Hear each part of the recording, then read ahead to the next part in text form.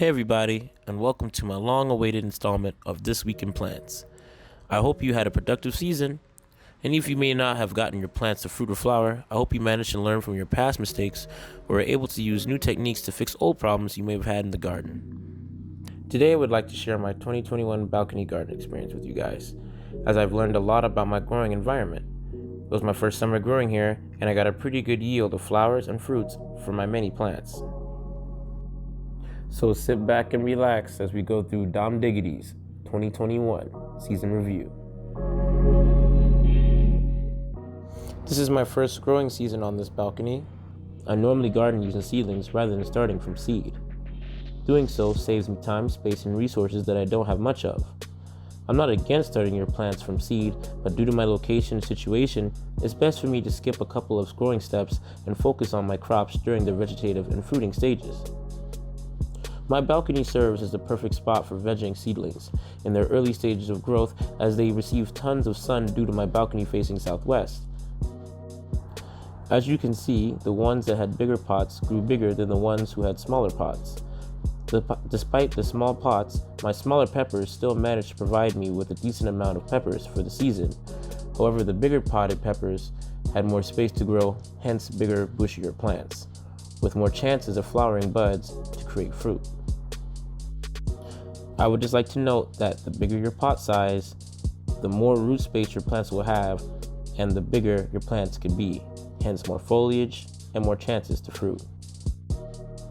I also wanted to see if my peppers could share a pot with each other and still provide fruit. To my surprise, they did at first, but due to a mild mishap on my part, my plants got damaged and were never able to fully recover. Well, not to their original health anyway. Let me explain.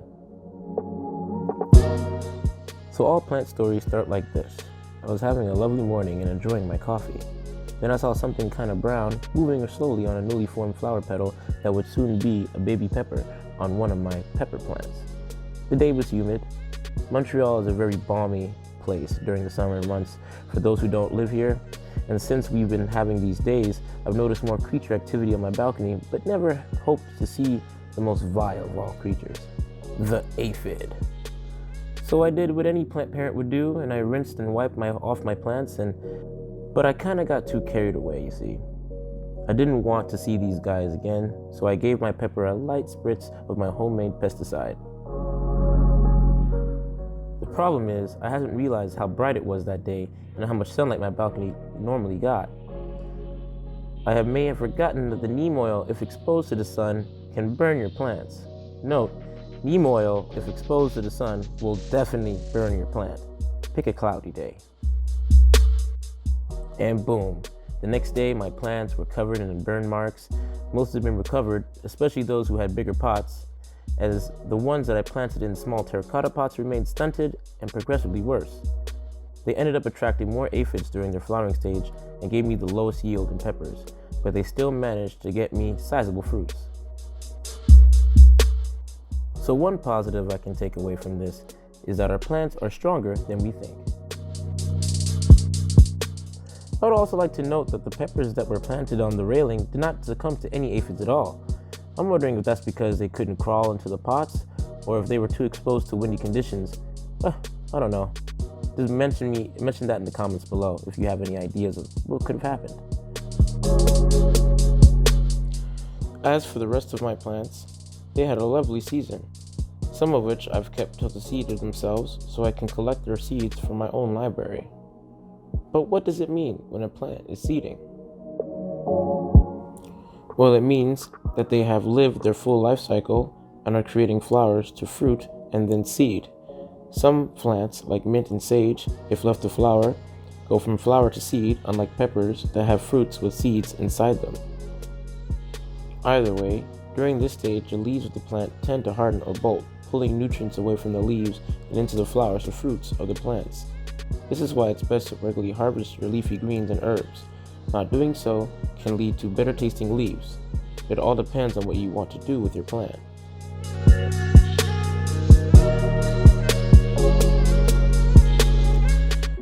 My cabbage didn't do much for me, living in their small containers, but they were pretty to look at. I didn't really see the spinach providing a good yield either. Because it was growing so slow, I decided to collect its seeds and just use it as eye candy as I watched it grow. Let me tell you, it's a very pretty leafy green to grow. Just look at those flowers. I also let my lettuce grow to seed as well. I regularly harvested my lettuce, but by the third harvest my leaves were getting smaller and smaller, and they were also getting bitter and bitter, so I decided to leave them be. My sage grew strong as ever. I never really harvested it because I don't use sage much, but I used it as a model to showcase the process of seed production. A cool thing about looking at plants as they grow through their different stages of life is the fact that you can see the different points on which new cells emerge and grow as the new parts of the plant. These areas are called nodes, and that's where all the meristem cells are.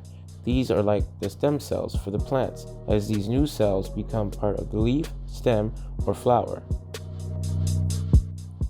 Another place you will find new cells is near the apical buds at the tips of plants. If you look closely, you will find the color of the chlorophyll is brighter in these regions as they are newer than their surroundings. Be on the lookout for pests in these areas, as these new cells have weaker cell walls and tend to be the feeding ground for pests such as aphids. But don't fret too much, as aphids are quite normal in the garden, especially if you have healthy plants. The best thing to do is to plant species that deter pests or attract predatory insects. Or you can use pesticides, preferably organic, but try not to burn your plants like I did.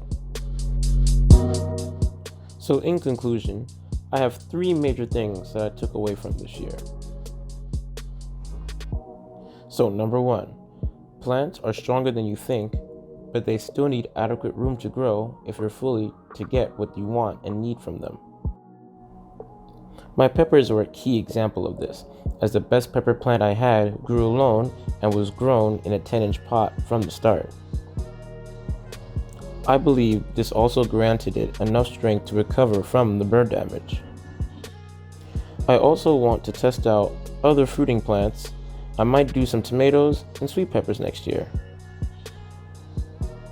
If you have any ideas of what I can grow next year, say something in the comments below. Secondly, I plan on growing more feasible crops rather than so much cabbage which didn't have enough space to grow to its full potential. Maybe another leafy green. I would also like to grow another plant that may attract pollinators or predators to help with the overall health of my garden. Lastly, before you ever treat your plants for pests, make sure you take the necessary precautions. For example, only use neem oil in low light conditions.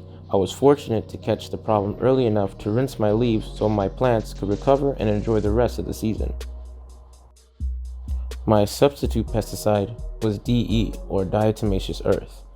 It was easy to use as I sprinkled it on the leaves to mitigate the spread of the aphids.